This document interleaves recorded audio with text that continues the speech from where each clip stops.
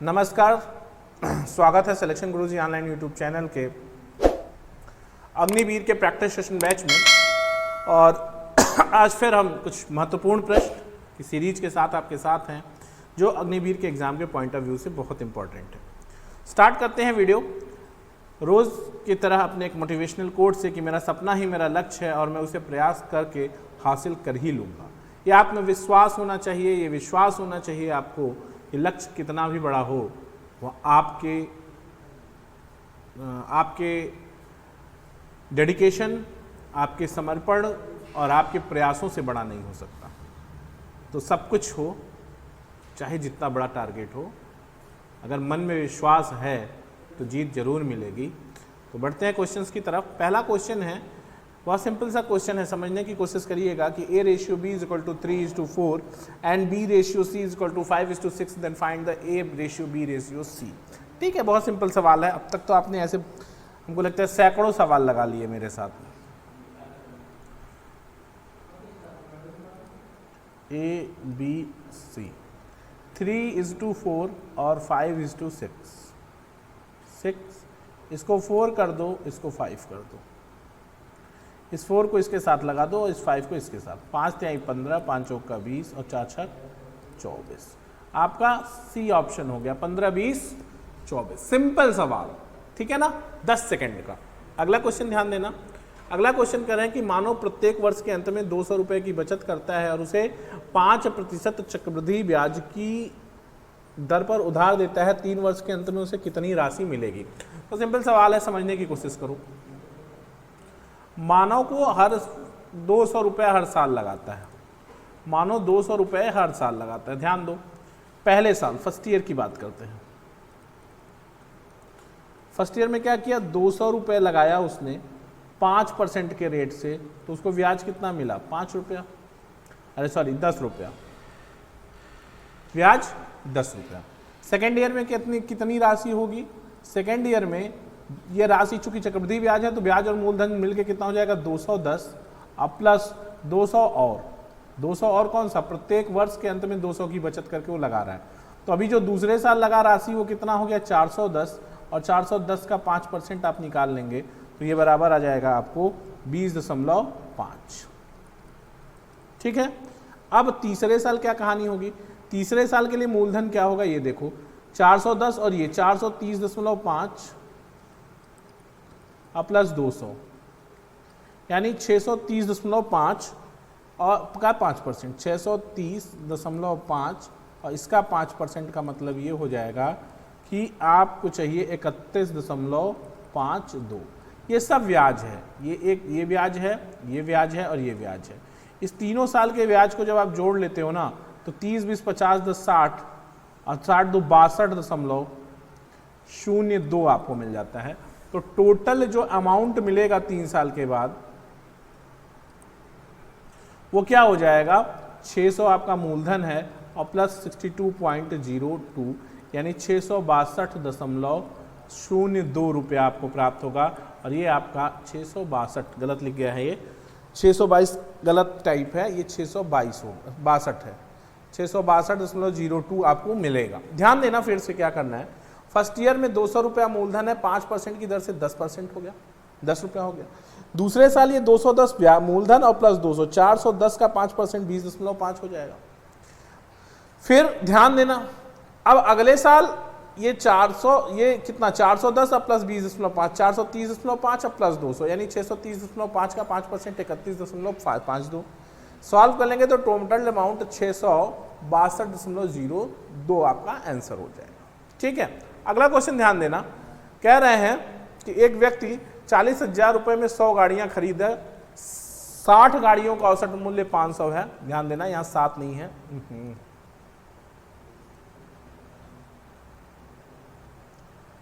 देखना ये 60 नहीं है, 7 नहीं 60 है।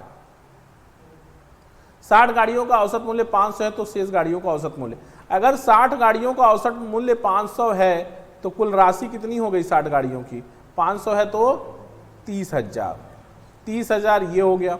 शेष कितना बचा, शेष बचा 10,000 और 10,000 में शेष गाड़ियां कितनी बची, 40। तो कितना हो गया उनका औसत,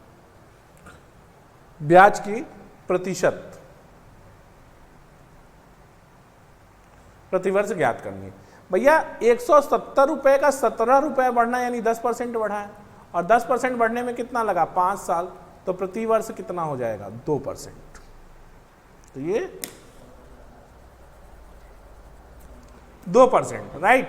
तो ये आपका सी ऑप्शन सही हो जाएगा। अगला क्वेश्चन ध्यान देना, 20 और 28 का लसा और मौसा ज्ञात कीजिए। सिंपल सवाल है यार, ठीक है ना। 20 और 28,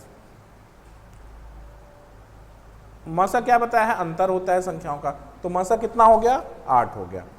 8 से 20 कटेगा नहीं, तो इसका फैक्टर ढूंढ लो, 4 दूनी 8, यानी 4 ऐसा संख्या है जो 20 को भी काट देगा 28 को भी काट देगा, तो मौसा कितना हो जाएगा 4। लसा की बात कर रहे हो तो 20 ले ही लो, 4 पचे 20 ना, 2 दूनी 4 पंजे 20, और ये 7 2 दूनी 4 पंजे 20 और 27 140 हो जाएगा। लसा कितना हो जाएगा 140। अगला सवाल, सूर्या अपने पुत्र से 25 वर्ष बड़ा है। सूर्या अपने पुत्र से 25 वर्ष बड़ा है। चलो ठीक है, ले लेते हैं। ये सूर्या है और ये उसका पुत्र है, सन है। बेटा x का है तो सूर्या 25 प्लस x का है, या x प्लस 25 का है। 5 वर्ष बाद यानी x प्लस 30 जब होगा तो ये x प्लस 5 होगा, और ये दोगुना है, पिता दोगुना है तो पुत्र दोगुना, तो उसकी उम्र पुत्र की दोगुनी हो जाती है, यानी ये 2 हो गया। यानी x प्लस 30 बराबर 2x प्लस 10, 2x प्लस 10, या x इज इक्वल टू कितना आ जाएगा, x इज इक्वल टू आ जाएगा आपको 20 आ जाएगा, x इज इक्वल टू 20 आ जाएगा। तो इसकी वर्तमान उम्र कितनी हो जाएगी, 25 और 20 45, ये 45 वर्तमान है। 3 वर्ष बाद पूछेंगे तो 3 जोड़ देंगे, 45 और 3 48, कितना आ गया 48। डी ऑप्शन करेक्ट हो गया। अगला सवाल ध्यान दीजिएगा, कह रहे कि एक वृत्त का क्षेत्रफल 5 सेंटीमीटर 9 सेंटीमीटर, तो इसकी परिधि क्या है, 1 मिनट। एक वृत्त का क्षेत्रफल गलत हो गया है, इसको ध्यान से समझ लीजिएगा, मैं आपको करेक्ट कर दे रहा हूं। एक वृत्त का क्षेत्रफल 9 पाई, ठीक है, सेंटीमीटर वर्ग है, तो परिधि क्या है। तो ध्यान देना कि वृत्त का क्षेत्रफल है तो pi r square is equal to 9 pi है, पाई पाई से कैंसिल हो जाना है, आर 3 आ जाना है, और परिधि पूछ रहे हैं तो 2 पाई आर है, तो 2 इंटू पाई इंटू आर 3 हो गया, 6 पाई हो जाएगा। ये आपका बी ऑप्शन, कोई दिक्कत नहीं, बहुत आसान से सवाल है, ठीक है। लेकिन आसान है इसका ये मतलब नहीं कि एग्जाम में नहीं, एग्जाम में ऐसे ही सवाल आएंगे। कह रहे हैं कि 3, 8 और 12 का चतुर्थानुपाती क्या होगा, तो 3, 8, 12 का चतुर्थानुपाती होता है BC बाई A। तो 8 गुणित 12 बटा 3, 3 चौके 12, 8 चौका 32, ठीक, ये आपका ऑप्शन ए सही हो जाएगा। अगला सवाल ध्यान दीजिएगा, कह रहे हैं कि 6 संख्याओं में ध्यान देना, 6 संख्याओं में पहली 5 संख्याओं का योग छठवीं का 7 गुना है। ध्यान देना, बहुत सिंपल सा सवाल है, समझाने की कोशिश कर रहा हूं, ध्यान से समझना। कह रहे हैं कि 6 संख्याओं में पहली 5 वाइट, कह रहे हैं 6 संख्याओं में पहली 5 संख्या का योग छठवीं संख्या का 7 गुना है। मान लेते हैं कि छठवीं संख्या कितनी है दोस्त, छठवीं संख्या को मान लो x, ठीक है, 7 गुना है यानी 5 तक की संख्या का योग कितना है 7x, ठीक है। 5 संख्याओं का योग छठवीं का 7 गुना है यानी 7x हो गया, और पूरा योग, और पूरे का योग कितना होगा, क्योंकि उनका औसत 136 है, तो योग बराबर 136 गुणित 6 बराबर 8x, 8x, ये हो गया ना, 7 1 8x।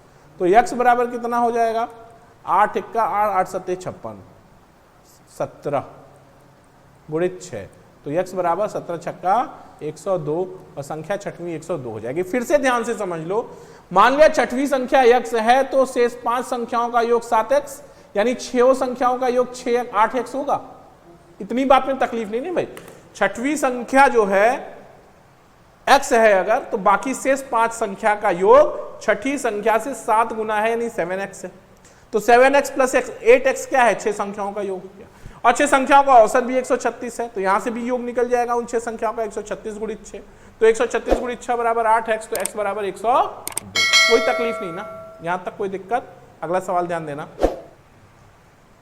कह रहे हैं कि एक लंबवृत्तीय शंकु के आधार का व्यास 2 और ऊंचाई 2 सेंटीमीटर है, तो शंकु की तिर्यक ऊंचाई ज्ञात कीजिए। आसान सवाल है, समझ लीजिएगा, ठीक है।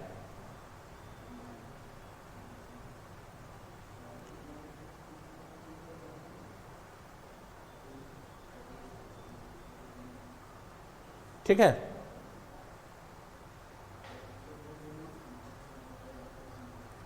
ये शंकु है। इस शंकु का कह रहे हैं कि व्यास 4 है तो त्रिज्या कितनी हो गई 2, और इसकी ऊंचाई बता रहे हैं 2√3, तो L पूछ रहे हैं। तो L इज इक्वल टू क्या होता है, √r² प्लस h²। तो r का स्क्वायर कितना हो गया, 2 दूनी 4, और h कितना हो गया 2√3 का स्क्वायर यानी 12 ना, तो 12 और तो ये 16 4, L कितना आ गया 4 सेंटीमीटर। कोई दिक्कत, L 4 सेंटीमीटर। अगला सवाल ध्यान दीजिएगा, अली 300 मीटर की दूरी 2 मिनट 30 सेकंड में तय करता है, तो उसकी चाल किमी प्रति घंटा में ज्ञात कीजिए। देखो चाल बराबर दूरी बटा समय, 300 मीटर, समय की बात करोगे तो 2 मिनट 120 सेकंड और 30 सेकंड 150 सेकंड, ये मीटर प्रति सेकंड हो गया। किलोमीटर प्रति घंटा में बदलने के लिए 5/18 से गुणा, 18/5 से गुणा, तो ये 2 बार हो गया, और 36/5 का मतलब हो गया 72/2 यानी 7.2 सेकंड। बात को समझो फिर से, कह रहे हैं दूरी चाल समय पूछ रहे हैं, समय बराबर क्या होता है दूरी बटा चाल। 300 मीटर जाना है, 2 मिनट 30 सेकंड यानी 150 सेकंड, तो दूरी बटा चाल 2 और ये 5, इसको और मीटर प्रति सेकंड में आएगा, किलोमीटर प्रति घंटा में बदलेंगे तो 18/5 से गुणा कर लेंगे, ये 7.2 आ जाएगा। कोई दिक्कत नहीं, यहां तक कर लेंगे, ठीक है। अगला क्वेश्चन ध्यान दीजिएगा। अच्छा ठीक है, सिलेक्शन गुरुजी ऑनलाइन में अग्निवीर के प्रैक्टिस सेशन बैच में आज इतना ही। कल फिर मुलाकात होगी अग्निवीर बैच के प्रैक्टिस सेशन बैच में आप लोगों से। तब तक के लिए जय हिंद, जय भारत, देखते रहिए सिलेक्शन गुरुजी।